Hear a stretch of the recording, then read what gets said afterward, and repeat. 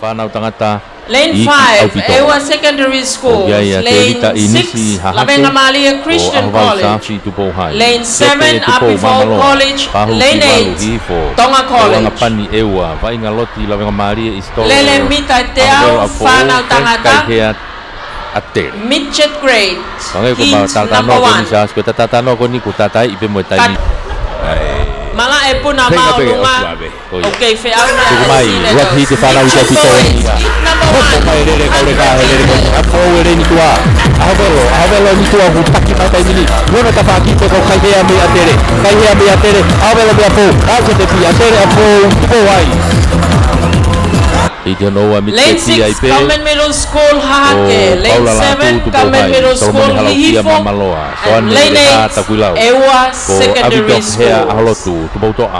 Christmas si taulua Hahake. Kadaki, Fangi, Whanau Koino Kuiloto. Kakola vare mahamunga hefeauhi. Foki le makomunga hefeauhi. Iti honoua. Tukumai, Whanau iki au pito. Mata tatau mate va buka asiko ia ewa hereni ko itua anga elangi me ewa omba au buka hereni ko itua asibe mo mama lo lo te haufia be ko ki tafulau ma ke te tafulau ewa ko wai tau mama lo ya idi hono tolu ia tau whanau tangata iki au pito mitset mana tau ka wifi ngahi a koanga vahe kolo ko e taimi solomone vaiangina tailulu ko e hafe ai malu sione kiu toloa eva nehoa tubautoa mau mai stata momo mai ha kaure kata mini toloa kiu sione kiu mai toloa mama ko taia ria hona ga kuritefu sione kiu mai toloa mama mai kimua waka toloa wa atere toloa ria hoda Okiai Latu havea lawenga mari e parei faulua side school mai a Moimoi akolotoloto wesidana seluin fonua tonga hai Paula failo Tonga ria hona muunga reao takuilau pe mo sitare kinau tolo tau fetuli holoi loto toi fratokanga toi peke kau mamata spoti e grandstand ko finishing line o te kolosi Vekite ne hoa tu potoa, tonga akulu apfo o, lore sio ahoafi, takuilau, pai elektronika ke lava o taimi aki, ai taimi ai kaurere. Tevita veikoso, lakolotolo to vesirana, nixta tafolo atere, ea mo sosifa tohi tonga hai, tu itawake Jordan Mamaloa. Kumai taimi nere mo buat hama ko tailulu aya wasi mai tailulu beto ke nixta ta polo na tau mi mata mi mamahe au puto mai wasi tailulu atere e apo ako loto ako wat me Teufaiva wow kumai taimi ne hiti ono wa taimi ni na kita tau mi ko ni babo asma to hai sone lutu me to hai vai dela me dia hona mai ke te mi wa ka dia hona wa to hai Lane 6, Government Middle School, Lane 7, Riahona, and Lane 8, Mama Loa, Side School. Christopher Veituna Ewa, Manatu Fuko, Hihifo, Christian Tupo Riahona, Wesley, Kaukusi, Mama Loa. Sports Masters. It's 4 o'clock. Iti ana tolu, tukumai hai mini. Mata tatau mai long abu pun nama masih toloa ilai siapa ya mei toloa mata mama hai mai kimua ilai siapa ya mei toloa na wa mai jang fuwa ke te toloa ewa tubohai ria hauna apo tau te wa te taimini ki he hiti whakaosi tuboto hiti whikafa Lane 6 FWC Middle School, Lane 7 Tupo High School, and Lane 8 Takuilau College. Sebastian Tonga apfo o, Aisake Wata, Hihifo, Fui lupe Moimoi, akolotoloto wesidiana, Siaki Ari Tupo Hai, Pete Lonfa Ivalu Takuilau. Ako taimi ko fa fihi ko eta fa matala ko na ulere fakataha. Tumai. Hiti fasi en okay mata tau mate kasi eleni ko ya ile to mata tau mate ewa na movete me ewa kake ko tu ani ko tupo hai sakiari ka iloto ga ya maasi me toloa Toloa, Tubohai. Tolua Tubuhai Ewa Kone lava pe ko Intermediate, ni. hiti waki. Alele mita te au tau hoko Yai atu Finasi Tupou Tailulu. Koe last Sone event waske here Toloa. for today. Sias tau ataina ewa, seori Tupou, Tupou toa. Maase o whahulu Mounga Orive. Tau whahalatoa tonga hai. O otu whangawalu ki walu atere. Pea mo penion le hauri lia hona.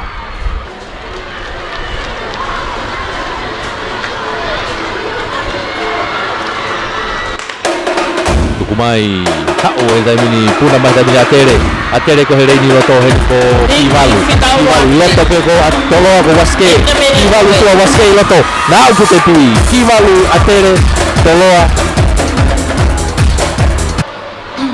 ko hauni wawe me ewa semistau fa tonga hai sione atu ake tolo atu atere aminias minoneti tu bohai sares tonga tailulu ofa koloi la venga mari ma umuna ria hona o flau mo tu iu tu botoa Hiti Fikawa Intermediate Boys. ka ko ia tu mai dai min no tu mai hao mata tatau mate bawe apita asi ko heri ko ia inoto na ko mata atere atu ake sione atu ake me atere hao mai dai min ke bita hu tepi atere ofa te ria hona tailulu ba mo tu bohai ai wa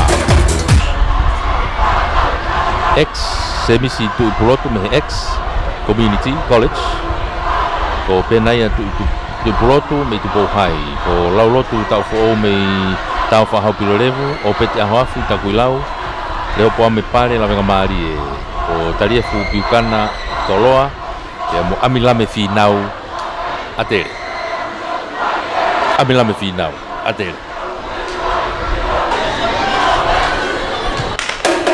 mai Wow. Toloa dia musimu mai piukana me Toloa Wame au kita lutaki mai na wau ke tepi Toloa atere dia tu bohai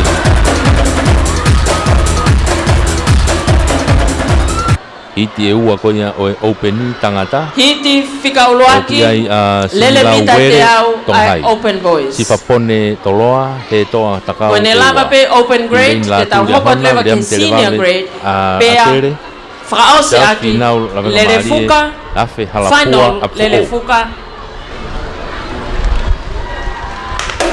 Tumai hao he dai mini foi toko walu fitu ko ni mata tamai ria hona nai mua ko pe Latu ria hona Toloa ko pone ria hona ulaki ria hona Toloa atere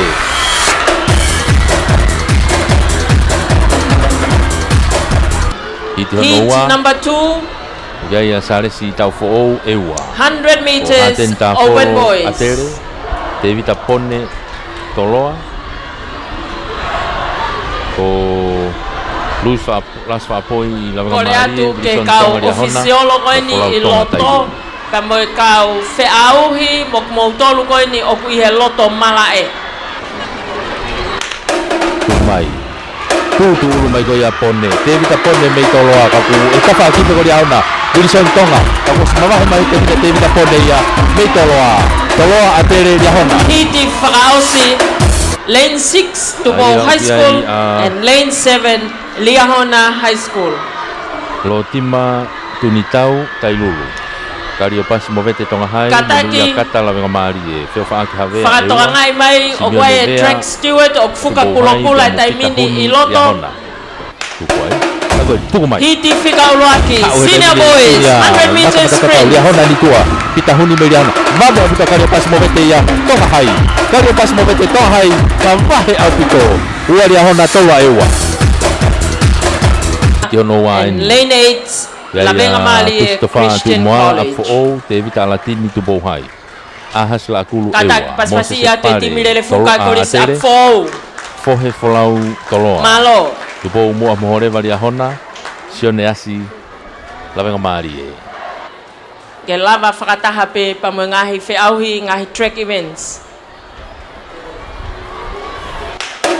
O ni tuku mahe taimini Iti hono wani ulere mai koni lau mata tatau mai koni Senior boys toloa mai ko folau toloa mamai abita mai toloa ewa atere